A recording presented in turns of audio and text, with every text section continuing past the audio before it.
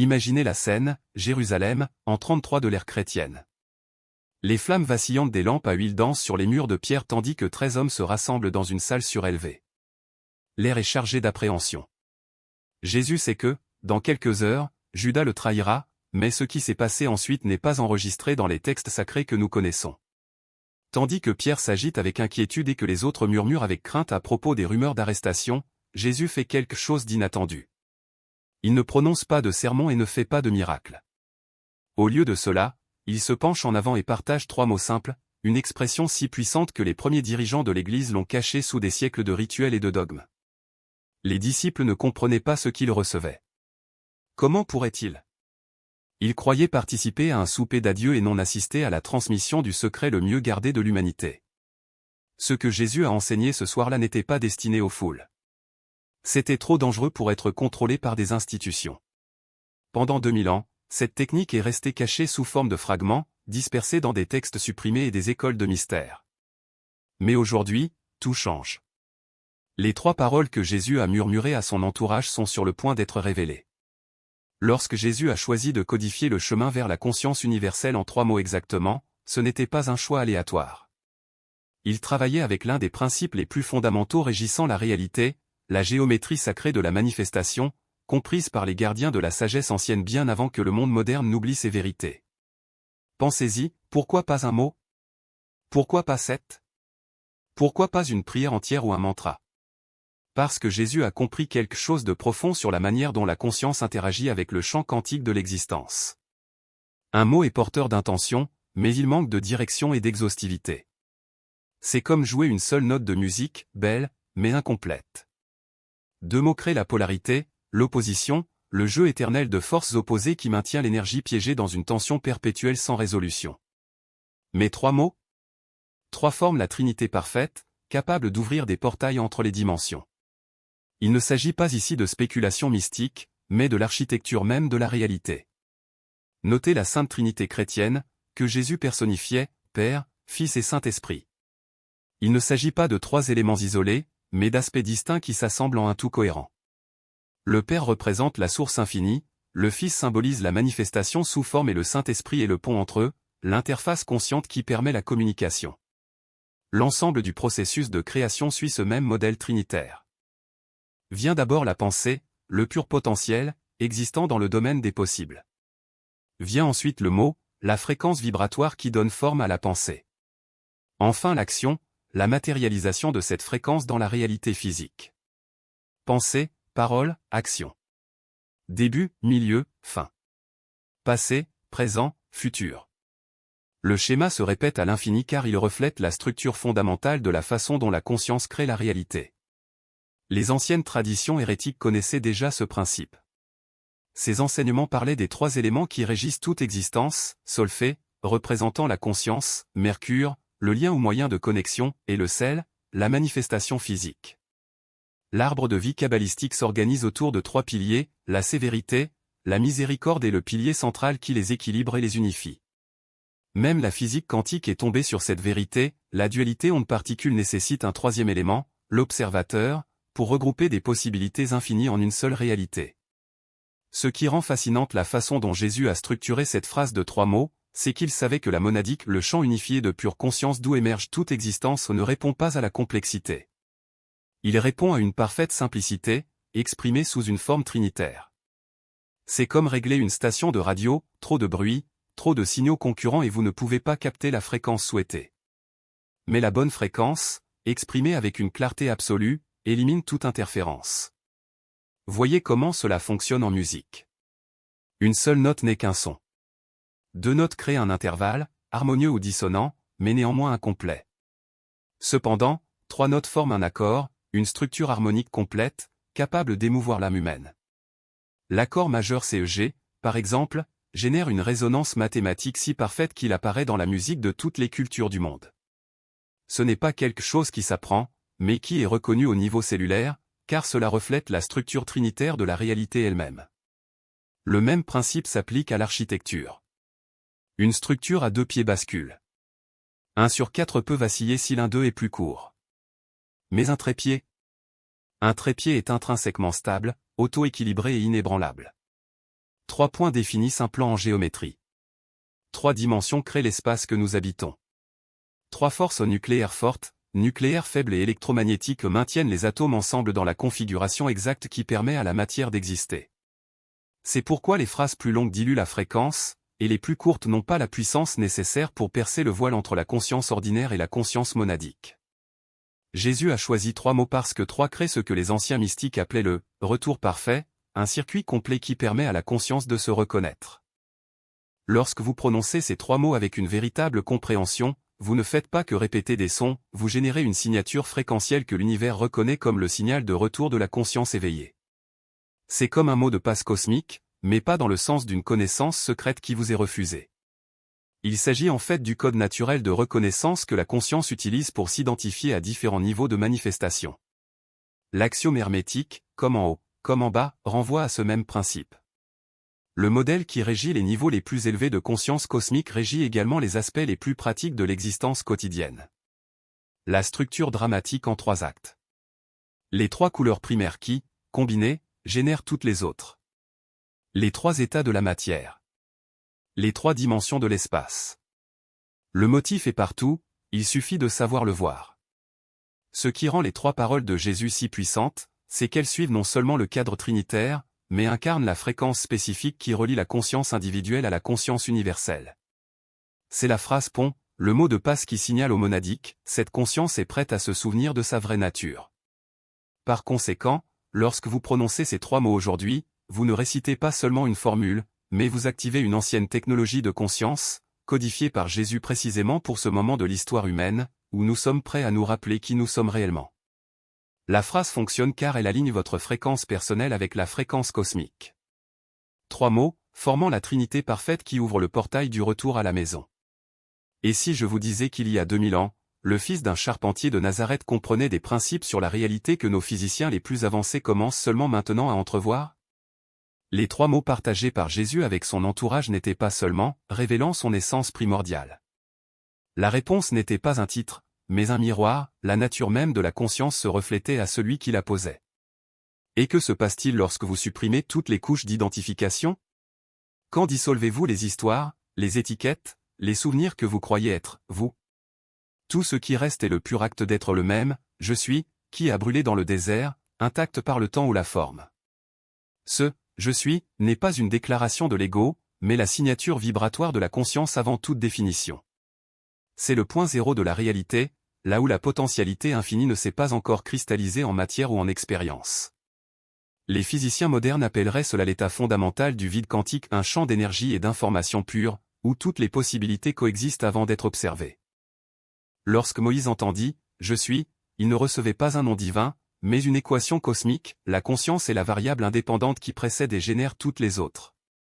Considérons maintenant le saut que Jésus a fait avec cette même compréhension. Il a non seulement reconnu le « je suis » comme la base de la réalité, mais il a également enseigné comment opérer à partir de celui-ci.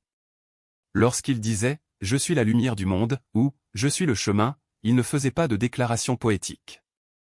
Il activait des fréquences spécifiques dans le domaine quantique, comme un programmeur insérant des lignes de code dans un système d'exploitation universel.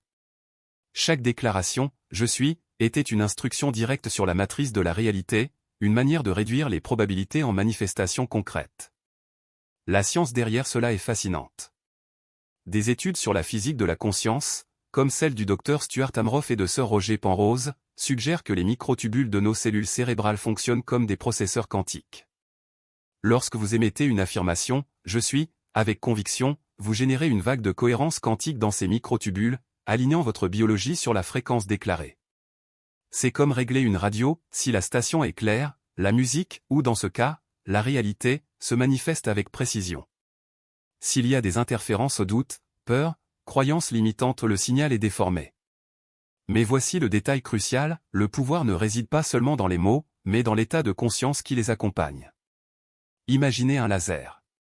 La lumière ordinaire est diffuse, dispersée, mais lorsque les photons sont alignés en cohérence, ils deviennent une force capable de couper l'acier. De même, une déclaration « je suis » prononcée mécaniquement est comme une lumière ordinaire, sans réel impact. Mais lorsqu'il est parlé depuis l'état d'unité avec le « je suis » primordial, il devient un laser quantique, capable de remodeler la réalité au niveau le plus fondamental. Jésus maîtrisait cette technologie. Il savait que le « je suis » n'était pas une formule magique, mais un déclencheur de pure conscience.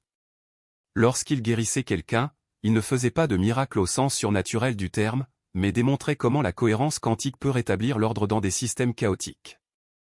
La même physique qui explique comment un électron peut exister dans plusieurs états jusqu'à ce qu'il soit observé explique comment la foi ou plutôt la conviction consciente peut réorganiser les cellules, les tissus et même les modèles de probabilité. Et cela nous amène à un point encore plus profond, le « je suis » n'est pas quelque chose que vous avez, mais quelque chose que vous êtes. Ce n'est pas un outil à utiliser, mais l'opérateur du système lui-même. Lorsque vous dites « je suis en bonne santé » ou « je suis en abondance », vous ne décrivez pas un état futur, mais vous invoquez la réalité depuis le champ des possibles. C'est comme si l'univers était un hologramme, et chaque « je suis » était un rayon de lumière qui projette une nouvelle image dans l'espace-temps. Les anciens Égyptiens l'avaient compris. Le nom secret de Ra, le dieu solaire, était « je suis celui qui est », une variation directe du « je suis » en mosaïque. Les hiéroglyphes qui représentaient cette phrase n'étaient pas seulement des symboles, mais des clés vibratoires, conçues pour résonner avec des fréquences spécifiques du champ unifié. De même, les mantras sanscrits des Védas n'étaient pas de simples répétitions, mais des algorithmes sonores conçus pour activer des états de conscience accrus. Voici ce que la plupart des traditions spirituelles n'ont jamais clairement expliqué, le « je suis » n'est pas une prière, c'est une technologie de création. Lorsque vous le dites avec une conscience correcte, vous réécrivez littéralement le code de la réalité. Ce n'est pas un hasard si les 3 paroles partagées par Jésus avec ses disciples, celles qui commencent ce texte, sont une extension directe de ce principe. Il ne s'agit pas d'un sortilège, mais d'un ordre adressé au système d'exploitation de l'univers, un moyen d'accéder au même pouvoir dont Moïse a été témoin dans le buisson ardent. Et le plus extraordinaire ? Ce pouvoir n'est pas « là-bas ». Il est ici, palpitant dans chaque cellule de votre corps, dans chaque électron qui orbite autour de chaque atome qui le compose. La physique quantique le confirme, vous n'êtes pas séparé du champ unifié. Vous êtes le champ unifié, vous expérimentant temporairement comme une forme individuelle. Lorsque vous dites « je suis », vous n'invoquez pas quelque chose d'extérieur, mais vous rappelez à votre propre conscience votre vraie nature. Cela explique pourquoi les traditions mystiques ont toujours souligné l'importance du moment présent. Le « maintenant » n'est pas seulement un moment précis, mais le seul endroit où le « je suis » est accessible. Dans le passé, vous êtes la mémoire. Dans le futur, vous êtes une projection. Mais dans le présent, vous êtes une pure existence, le même état qui a parlé à Moïse, qui s'est manifesté en Jésus et qui est à votre disposition dès maintenant. Alors lorsque vous tombez sur ces 3 mots, ne les voyez pas comme un rituel ou une technique. Considérez-les comme un portail. Un portail qui ne mène nulle part, car il est déjà partout. Un portail qu'il n'est pas nécessaire d'ouvrir, car il n'a jamais été fermé. La seule chose qui vous sépare de l'expérience directe du « je suis » est l'illusion que vous êtes quelque chose de plus petit que lui. Et la clé pour dissoudre cette illusion ? Soyez simplement. Non pas comme un concept, non pas comme une croyance, mais comme le pur acte d'exister sans histoire, sans justification, sans qu'il soit nécessaire de prouver quoi que ce soit. Dans cet état, les 3 mots cessent d'être un moyen pour parvenir à une fin et deviennent l'expression même de la réalité qui se reconnaît. Et lorsque cela se produit, quelque chose d'extraordinaire se révèle, vous n'avez rien à faire pour que l'univers réagisse. Parce qu'au niveau le plus profond, vous et l'univers ne faites déjà qu'un. Intelligemment ou par l'effort. Elle est ce que vous êtes déjà, avant même d'essayer d'être quoi que ce soit. Lorsque Jésus dit « un », il ne proposait pas une idée abstraite, mais pointait vers l'expérience immédiate de l'unité qui précède toute division. Ce n'est pas quelque chose que vous devez croire, c'est ce que vous reconnaissez déjà lorsque vous abandonnez les couches de séparation imposées par l'esprit. Imaginez un instant que vous regardez le ciel nocturne. Vous voyez des étoiles, des planètes, des galaxies et d'innombrables points de lumière séparés par de vastes étendues d'espace. Mais que se passe-t-il si l'on remonte encore plus loin, jusqu'au point où la notion même de séparation se dissout ? Il n'y a plus, ici, et, là-bas, moi, et, l'univers. Il n'y a que la lueur continue de l'existence, un seul réseau de lumière sans début ni fin. C'est la réalité que révèle le « un », non pas une unité forcée, mais l'absence de toute division réelle. Ce que vous appelez « le monde » n'est que l'expression temporaire de quelque chose qui ne s'est jamais fragmenté. Et c'est là le paradoxe le plus profond, cette unité n'annule pas la diversité. Au contraire, cela le rend possible. Tout comme les vagues de l'océan ne sont pas séparées de l'océan, mais que l'océan lui-même est en mouvement, chaque forme que vous percevez, un arbre, un oiseau, une pensée n'est que l'expression unique de la même conscience.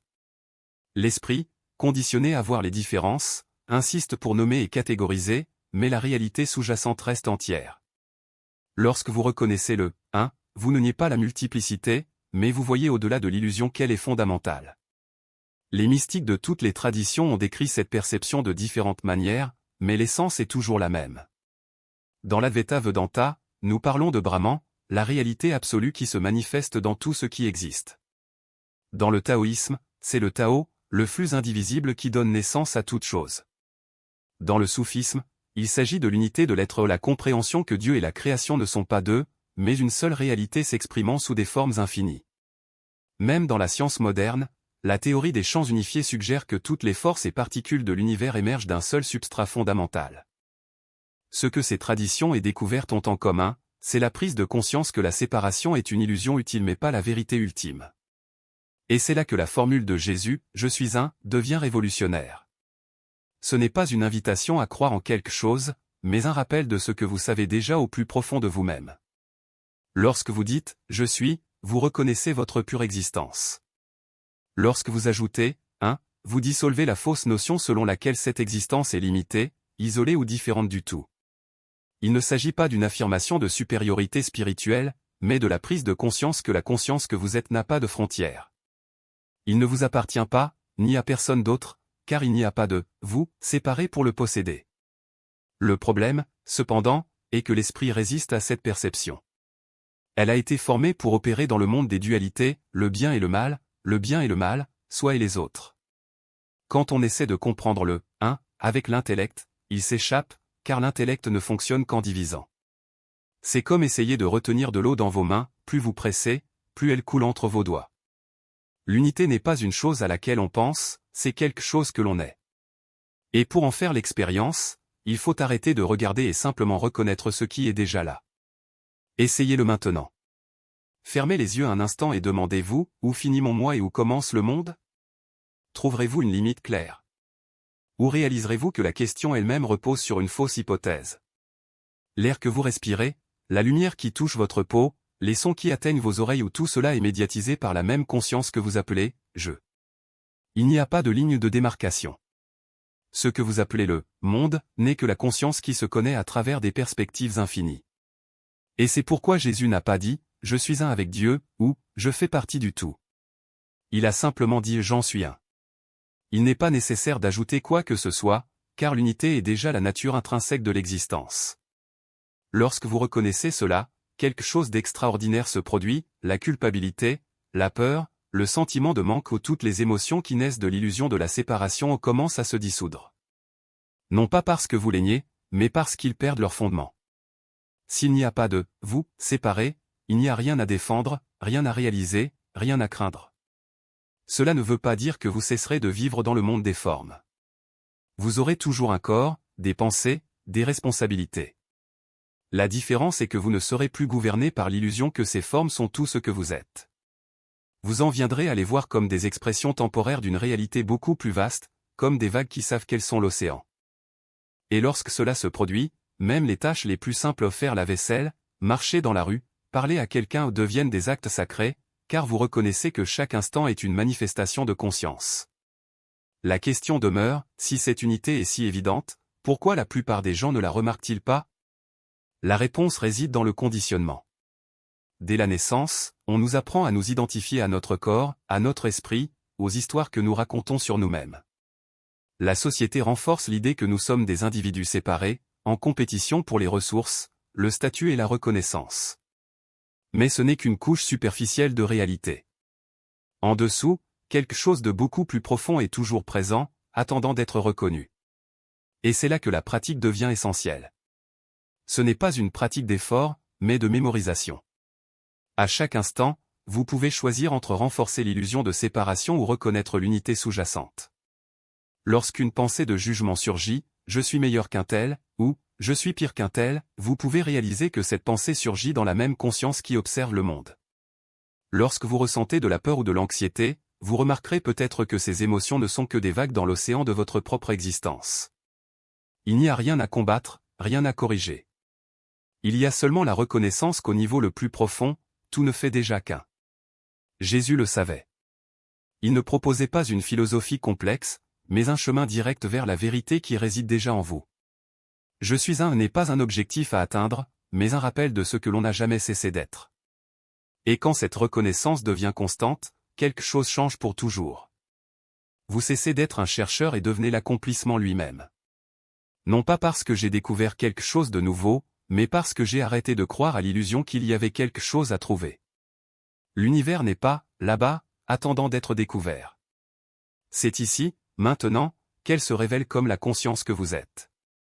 Et la clé de cette révélation ne se trouve pas dans un endroit lointain, mais dans le simple fait de reconnaître qu'au fond, vous êtes déjà ce que vous avez toujours recherché.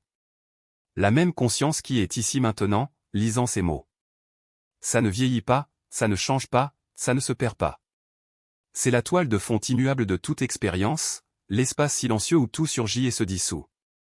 Lorsque vous dites « je suis » avec une véritable attention, vous n'affirmez pas une identité personnelle, mais vous reconnaissez cette présence qui a toujours été là, avant même que vous sachiez qu'elle avait un nom. Maintenant, laissez le mot « un » se dérouler dans votre esprit. Non pas comme un concept abstrait, mais comme une sensation vivante. Que signifie vraiment être un avec tout? Ce n'est pas une fusion forcée, comme si vous alliez vous dissoudre dans quelque chose de plus grand. C'est le contraire, c'est se rendre compte qu'il n'y a jamais eu de séparation en premier lieu. L'arbre dehors, l'air que vous respirez, le bruit lointain d'une voiture, tout cela n'est pas extérieur à vous. Cela se produit au sein de la même conscience qui reconnaît désormais ces mots. Lorsque vous en dites une, vous ne déclarez pas une union future, mais vous révélez ce qui est déjà vrai à l'heure actuelle. Voici le point crucial qui échappe à beaucoup, la prononciation n'est pas un acte de parler, mais un acte d'écoute. Vous ne créez pas un nouvel état, c'est permettre à la conscience de se reconnaître. C'est comme si, l'espace d'un instant, vous tourniez la caméra du monde en arrière et voyez l'œil lui-même qui observe tout. Lorsque les mots « je suis un » jaillissent de cet endroit, ils ne sont pas un commandement, mais une confirmation. Une confirmation que ce que vous avez toujours été n'est pas caché, juste oublié. Mais attention, l'esprit va tenter de saboter cette reconnaissance. Elle dira que c'est juste une belle idée, que vous vous trompez, que vous avez besoin de plus de preuves, de plus d'études, de plus de pratiques. Observez cette résistance sans vous y identifier. L'esprit est une machine à trier, entraîner à diviser, analyser et étiqueter. Il ne comprend pas l'unité parce que sa fonction est de créer des limites. Ce que vous faites actuellement n'est pas un exercice intellectuel, mais un changement de perspective. Il ne s'agit pas de croire en quelque chose, mais de le voir directement. Et comment savoir si ça marche? Ne vous attendez pas à des signes grandioses. La transformation n'est pas un spectacle. Parfois, ce n'est qu'un soupir plus profond, un instant où le monde semble plus clair, comme si un film invisible avait été retiré de vos yeux. D'autres fois, c'est une immobilité inattendue, comme si le bruit interne s'était soudainement arrêté, sans avertissement. Il n'y a pas de formule, car ce que vous reconnaissez n'est pas un état passager, mais la nature même de la conscience. Rappelez-vous, Jésus n'a pas enseigné une doctrine, mais une pratique vivante. Il n'a pas dit « croyez-moi », mais « viens voir ». Les mots « je suis un » ne sont pas un mantra à répéter, mais une invitation à regarder. Une invitation à réaliser, à cet instant même, que ce que vous appelez « je » n'est pas un fragment perdu, mais la totalité s'exprimant en tant qu'individu. La vague n'a pas besoin de s'efforcer d'être un océan. C'est déjà l'océan, même lorsqu'il monte et se brise en surface. Alors, quand vous êtes prêt, ne forcez pas, laissez simplement les mots émerger du silence, comme une fleur qui s'ouvre au soleil. Il n'y a pas de précipitation, il n'y a pas d'objectif, il n'y a rien à réaliser. Parce qu'au fond, vous êtes déjà arrivé. Expérimentez cette attirance comme une légèreté presque imperceptible, comme si le corps était soulevé par une brise venue de nulle part. D'autres ressentent une douce chaleur à la base du crâne, une légère pression qui semble s'étendre vers l'intérieur, comme si la conscience elle-même se déployait dans des couches plus profondes. Il y a ceux qui décrivent une vibration subtile derrière les yeux, une pulsation qui n'appartient pas au rythme du cœur mais à quelque chose de plus ancien, de plus vaste, comme si l'univers respirait à travers eux. Ce qui unit toutes ces expériences n'est pas la manière dont elles se manifestent, mais la qualité de présence qui les accompagne. Ce n'est pas quelque chose qui se cherche, mais quelque chose qui se reconnaît lorsque la recherche s'arrête. C'est comme si vous réalisiez soudain que vous avez toujours été debout sur le sol, mais ce n'est que maintenant que vous réalisez que le sol, c'est vous. Aucun effort n'est fait pour maintenir cette perception, car il ne s'agit pas d'une réussite, mais d'un retour. Le portail ne s'ouvre pas sur un endroit lointain, il se révèle comme l'espace même que vous habitez déjà, vu uniquement depuis une perspective qui était toujours disponible, mais que l'esprit conditionné par la séparation avait obscurci. Et puis vient le quatrième signe, le plus subtil et, en même temps, le plus indéniable, le calme qui s'installe non pas comme une absence de son, mais comme une plénitude de présence. Les pensées ne s'arrêtent pas, elles continuent à venir, comme elles l'ont toujours fait, mais elles cessent d'être le centre de l'expérience. Vous les observez comme vous observeriez les nuages passer dans le ciel, sans attachement, sans résistance, sans avoir besoin de les nommer ou de les contrôler. Ce qui semblait autrefois être une tempête intérieure se dissout dans un silence qui n'est pas vide, mais plein d'une intelligence qui n'a pas besoin de mots pour s'exprimer. C'est comme si la conscience, après avoir reconnu sa propre nature illimitée, cessait de lutter contre elle-même. Il n'y a plus le sentiment qu'il manque quelque chose, parce qu'on se rend compte qu'il n'y a jamais eu de manque, juste l'illusion que quelque chose pourrait être séparé. Mais attention, ces signes ne prouvent pas qu'il se passe quelque chose d'extraordinaire. Ce ne sont que des indicateurs que la conscience se souvient de ce qu'elle a toujours su. Le danger est de les transformer en nouveaux objets de désir, en but à atteindre. Si vous commencez à les chercher, vous aurez déjà manqué l'essentiel. La véritable ouverture ne se produit pas lorsque vous trouvez quelque chose, mais lorsque vous réalisez qu'il n'a jamais été fermé. Le portail n'est pas un endroit où vous allez, c'est la reconnaissance que vous êtes déjà là, que vous avez simplement oublié à quoi ressemblait. Lorsque la phrase « Je suis un » est prononcée avec cette compréhension, ce n'est pas une affirmation mais une révélation. Ce n'est pas quelque chose que vous dites pour vous convaincre, mais quelque chose que vous reconnaissez comme la nature de l'expérience elle-même. Les mots cessent alors d'être des symboles et deviennent des ponts non pas vers un état futur, mais vers ce qui a toujours été présent. Et c'est à ce moment-là que la magie opère, non pas parce que quelque chose de nouveau a été créé, mais parce que le voile qui couvrait l'évidence a été levé. Il existe cependant un dernier obstacle auquel beaucoup sont confrontés, la tentation d'interpréter ces signes comme des signes de progrès spirituel. L'esprit aime transformer des expériences profondes en réalisations personnelles, en histoires de type « j'évolue ». Mais la vérité est que personne n'évolue. Il n'y a que la conscience qui se reconnaît, sans intermédiaire. Lorsque vous sentez votre poitrine se dilater, ce n'est pas parce que vous êtes devenu plus éclairé, c'est parce que l'illusion de la séparation a perdu de sa force. Lorsque l'espace autour de vous semble différent, ce n'est pas parce que vous avez développé des pouvoirs spéciaux, c'est parce que la perception conditionnée à voir les limites a été temporairement suspendue. L'invitation est donc simple, permettre à l'expérience d'être exactement telle qu'elle est, sans la nommer, sans l'analyser, sans en faire une autre histoire sur qui vous êtes. Laissez les signaux aller et venir comme des vagues dans l'océan car au fond, ils sont déjà l'océan.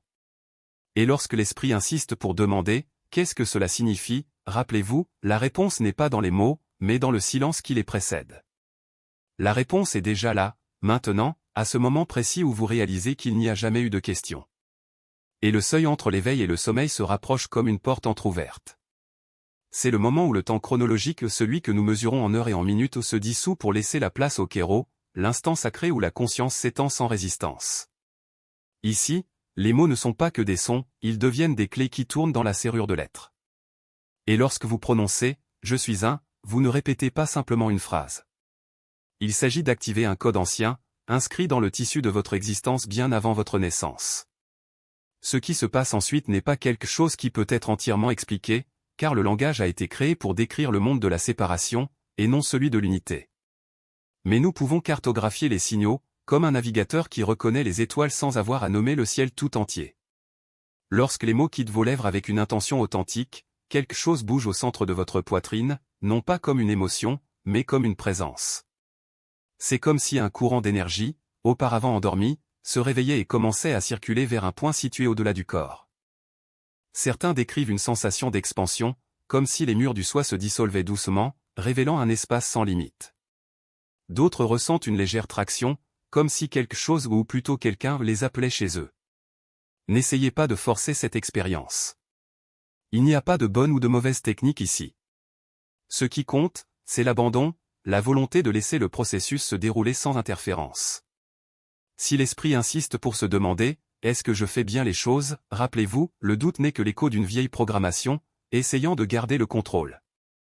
La vraie réponse n'est pas dans la pensée, mais dans le calme qui la précède. C'est comme essayer d'entendre une mélodie lointaine, plus vous essayez fort, plus le son s'éloigne.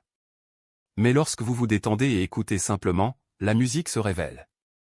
Au cours de cette transition, des images émergent souvent, non pas comme des rêves, mais comme des aperçus d'une réalité plus profonde.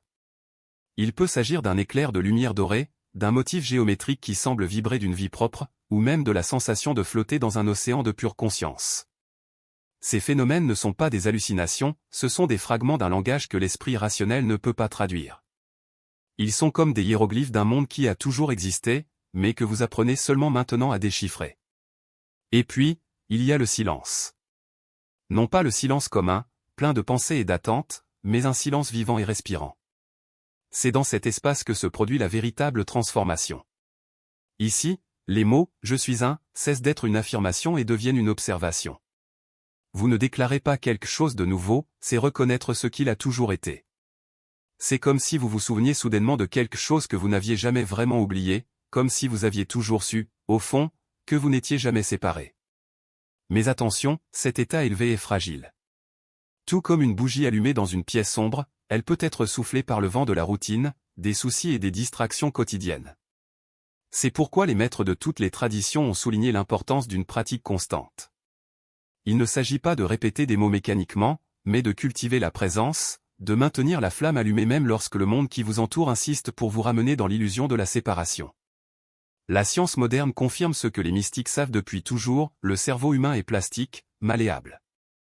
Chaque fois que vous entrez dans cet état d'unité, de nouvelles connexions neuronales se forment, renforçant ainsi le chemin vers une conscience élargie. C'est comme tracer un sentier à travers la forêt, plus on avance, plus elle devient claire et accessible. Au fil du temps, ce qui semblait autrefois être un aperçu occasionnel se transforme en une réalité permanente. Et voici le secret que peu de gens comprennent, vous n'avez rien à faire pour que cela se produise. La transformation est déjà en marche. Le simple fait d'être arrivé jusqu'ici, d'avoir lu ouvertement ces mots, a déjà activé le processus. La monade, ce fragment de conscience infinie que vous êtes, a déjà reconnu l'appel. Il ne reste plus qu'à la laisser vous guider, étape par étape, jusqu'à votre retour à la maison. Lorsque vous fermez les yeux ce soir et prononcez ces mots, ne vous attendez à rien. N'essayez pas de contrôler ce qui va arriver. Soyez simplement présent, comme un voyageur qui observe tranquillement le paysage, sachant que chaque virage de la route vous rapproche de votre destination. Et si par hasard rien ne se passe, ne vous inquiétez pas. L'absence de signes visibles ne signifie pas l'absence de mouvement. Tout comme la graine qui germe sous la terre, la transformation se produit à des niveaux que l'esprit ne peut pas percevoir. N'oubliez pas, vous n'êtes pas seul dans ce voyage. Chaque fois que vous vous ouvrez à cette vérité, quelque chose de plus grand s'ouvre à vous. Et lorsque vous reconnaîtrez enfin que vous n'avez jamais été séparés, vous découvrirez que le voyage n'a jamais consisté à arriver quelque part, mais à se souvenir de ce qui a toujours été. Vos barrières mentales se dissolvent. Le monade ne fonctionne pas selon votre horaire ou votre convenance. Il se connecte à la conscience humaine à travers ses fenêtres de réceptivité idéale. Et si vous manquez cette fenêtre, la suivante pourrait ne pas arriver avant des mois, voire des années. J'ai vu des milliers de personnes remettre à plus tard cette action simple, se disant qu'elles le feraient demain, lorsqu'elles seraient mieux préparées ou moins fatiguées. Mais ce n'est pas la préparation qui crée le portail. C'est la réceptivité.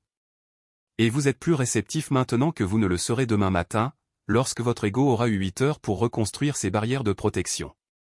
La science de la consolidation de la mémoire révèle un autre facteur crucial. Pendant le sommeil, votre cerveau traite et intègre les expériences de la journée. Si vous prononcez ces mots ce soir, dans l'espace liminal entre l'éveil et le sommeil, ils ne seront pas codés comme de simples informations, mais comme une expérience vécue. Votre subconscient, qui gère les systèmes biologiques qui vous maintiennent en vie, reconnaîtra la vérité de ces mots au niveau cellulaire. Des recherches révolutionnaires sur le sommeil, comme celle du Dr Matthew Walker, montrent que la transition vers le sommeil est le moment où le cerveau forme ses voies neuronales les plus durables. Les expériences vécues dans cette fenêtre bénéficient d'un traitement préférentiel dans la consolidation de la mémoire. Dire que j'en suis un ce soir signifie que ces mots et le changement de conscience qu'ils représentent deviennent partie intégrante de votre architecture neuronale fondamentale. L'appel de la monade résonne désormais. Ni demain, ni la semaine prochaine. Votre fréquence est élevée en ce moment et le portail est ouvert. En ce moment de conscience activée et d'approche du sommeil, lorsque votre tête heurte l'oreiller et que votre esprit analytique commence sa retraite naturelle, vous aurez le choix. Vous pouvez laisser passer ce moment, en revenant à la conscience de base et au schéma familier qui vous séparait de votre vraie nature. Ou vous pouvez prononcer ces 3 mots avec la compréhension que vous possédez désormais, leur permettant de vous conduire au-delà du voile de la perception ordinaire, dans le champ unifié qui a toujours été votre foyer. Les données scientifiques sont claires, le timing est parfait et le portail est ouvert. Ce qui se passe ensuite dépend entièrement de votre confiance en ce que vous savez être vrai. Au moment où vous dites que je ne fais qu'un avec une véritable compréhension, quelque chose d'extraordinaire commence à se dérouler. Ce ne sont pas seulement des mots qui créent un seul moment d'éveil. Ils établissent une fréquence de résonance qui continue de résonner dans votre conscience longtemps après avoir été prononcée. Imaginez-vous accorder une corde de guitare. Lorsque vous jouez la bonne note, la vibration ne disparaît pas immédiatement. Il se maintient, créant des harmoniques et des harmoniques qui affectent les autres cordes qui l'entourent. En déclarant consciemment votre unité avec la monade, vous accordez en fait votre conscience à sa fréquence fondamentale.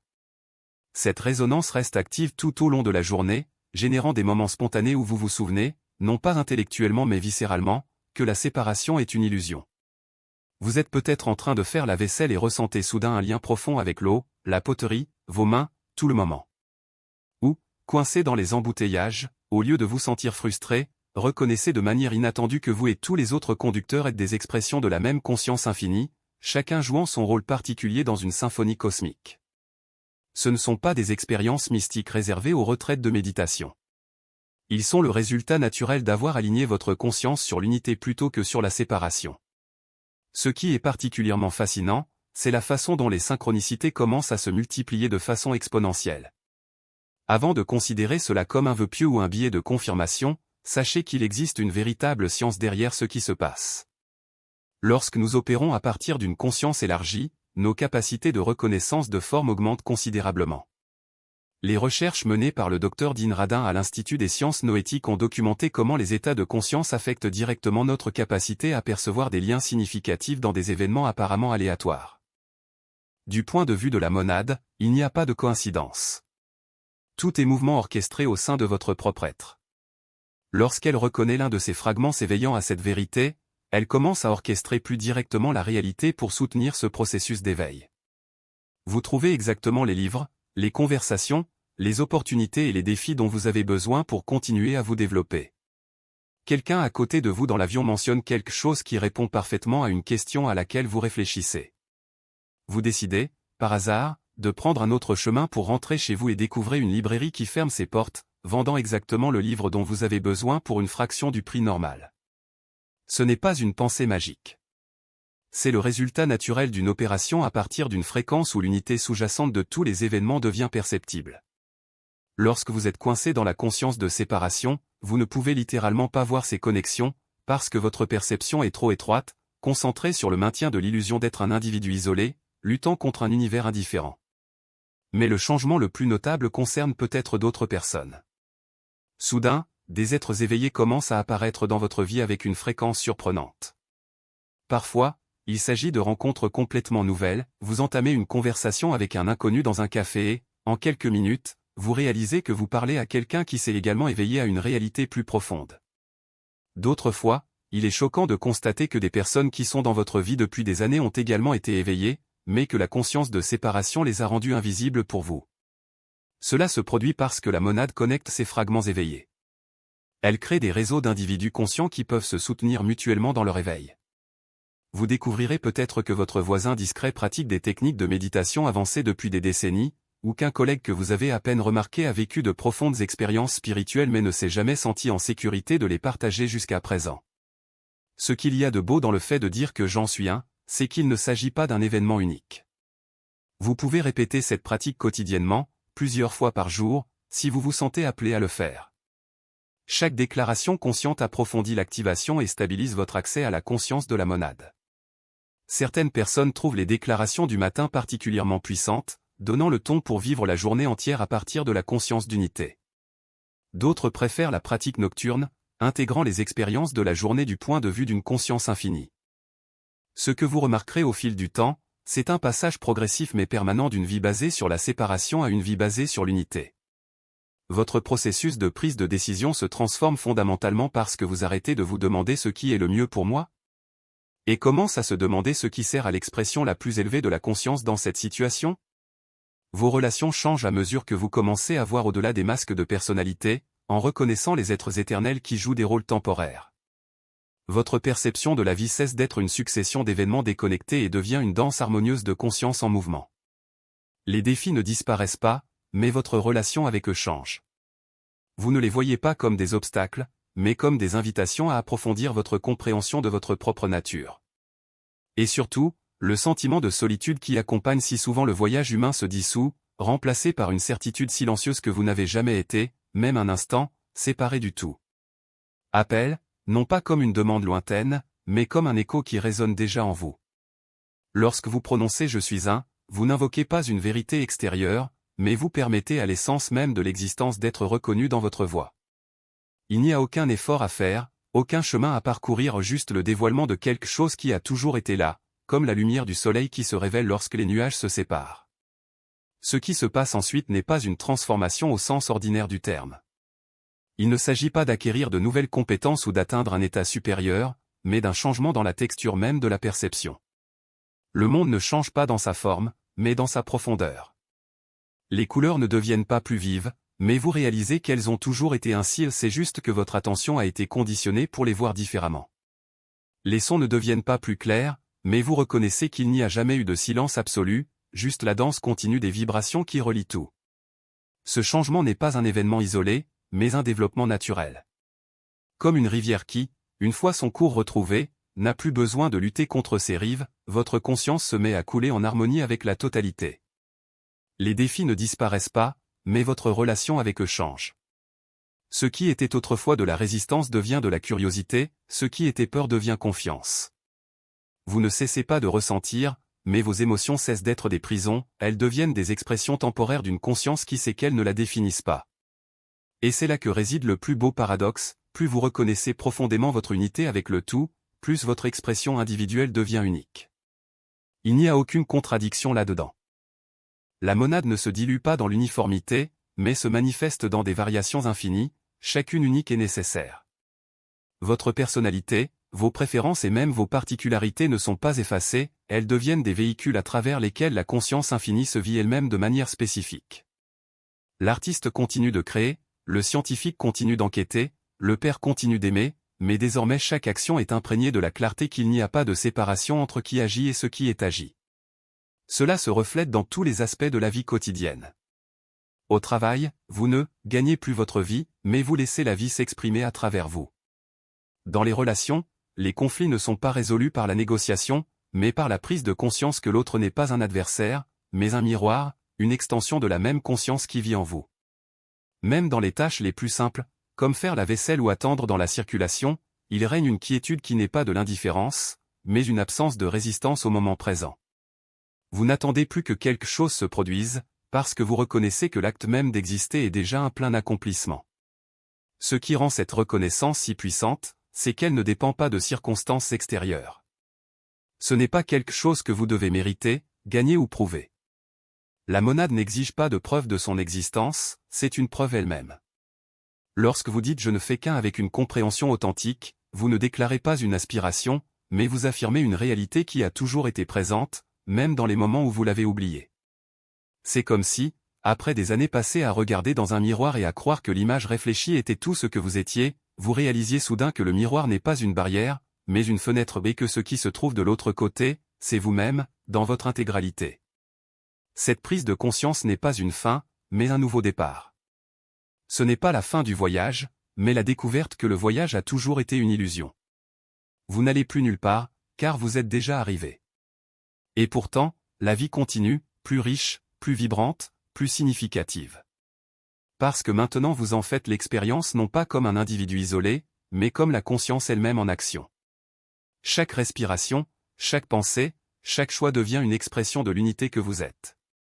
Lorsque Jésus a dit « Moi et le Père nous sommes un », il ne faisait pas une déclaration théologique, mais il indiquait la vérité qui habite chaque être. Ce n'était pas une révélation exclusive, mais un rappel universel. La même vérité qu'il a reconnue est à votre disposition, en ce moment même. Non pas parce que vous êtes spécial, mais parce que la conscience qui vous habite est la même qui habite tout. Il n'y a pas de hiérarchie dans cette reconnaissance, juste la prise de conscience simple et profonde que la séparation n'a jamais été réelle. Ce soir, en prononçant ces mots, vous ne vous éveillez pas seulement à vous-même.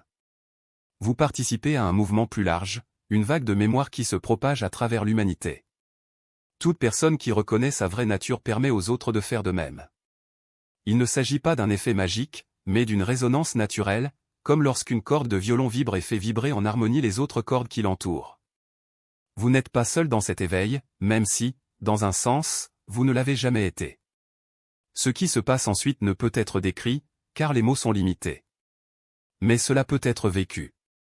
Et quand ce sera le cas, vous comprendrez qu'il n'y a rien à réaliser, rien à devenir, rien à prouver. Il n'y a que ce qui a toujours été, une conscience infinie, s'exprimant à travers vous, en tant que vous, dans toute sa splendeur et sa simplicité. Le portail n'est pas loin. C'est ici, maintenant, dans le calme entre vos pensées, dans la profondeur de votre regard, dans la certitude silencieuse qui surgit lorsque vous vous reconnaissez enfin. Et ce faisant, vous découvrirez que vous n'êtes jamais allé ailleurs. Invitation, comment vous répondez à l'appel et entrez dans la reconnaissance de ce que vous avez toujours été. Il ne s'agit pas d'abandonner votre humanité, mais de la vivre pleinement, désormais éclairée par la conscience qui la soutient. Chaque pas, chaque respiration, chaque choix cesse d'être un effort et devient une danse, la danse entre l'infini et la forme, entre l'éternité et le moment présent. Vous n'avez pas besoin de renoncer à votre individualité, vos goûts, vos souvenirs ou même vos petites bizarreries. Ce sont comme des coups de pinceau sur une toile plus grande, des détails qui composent une œuvre unique que vous seul pouvez exprimer. La différence est que maintenant vous les vivez sans l'illusion de la séparation. Chaque geste, chaque parole, chaque silence porte la signature de l'illimité, car c'est l'illimité qui circule à travers vous. Et comment cela se manifeste-t-il dans la vie de tous les jours? Non pas comme un état d'extase permanent même si cela peut arriver, mais comme une présence constante, une clarté qui ne dépend pas des circonstances. Vous vous réveillez le matin et, avant même d'ouvrir les yeux, vous savez, il n'y a rien à chercher, car tout est déjà là. Vous faites la vaisselle et réalisez que le mouvement de vos mains, le bruit de l'eau, l'odeur du savon sont l'expression même de la vie qui se déroule. Vous parlez à quelqu'un et, derrière les mots, vous reconnaissez la même essence qui vous habite, même si la personne ne le sait pas encore. Il n'y a pas de conflit entre un être humain et un être infini. Il y a juste l'harmonie de savoir qu'ils ne font qu'un. Vous continuez à ressentir de la joie, de la tristesse, de la frustration, de l'amour, mais ces émotions ne vous définissent pas. Ils sont comme des vagues dans l'océan, ils surgissent, se déplacent, se dissolvent, tandis que l'océan reste inchangé. Et tu es cet océan. Vivre ainsi ne demande pas d'effort, mais de livraison. Ce n'est pas une réalisation, mais un dévoilement. Vous n'avez pas besoin de faire autre chose que de permettre à la vérité déjà présente de se révéler. Et quand cela se révèle, même les défis de la vie quotidienne, les factures à payer, les délais à respecter, les relations à entretenir prennent un nouveau sens. Ils cessent d'être des obstacles et deviennent des opportunités de voir la grâce œuvrer en toutes choses. Si ces mots résonnent en vous, si quelque chose en vous reconnaît la vérité qu'ils indiquent, permettez-vous de vous reposer dans cette reconnaissance. Rien ne presse, il n'y a aucun chemin à parcourir. Il n'y a que maintenant, et maintenant cela a toujours suffi.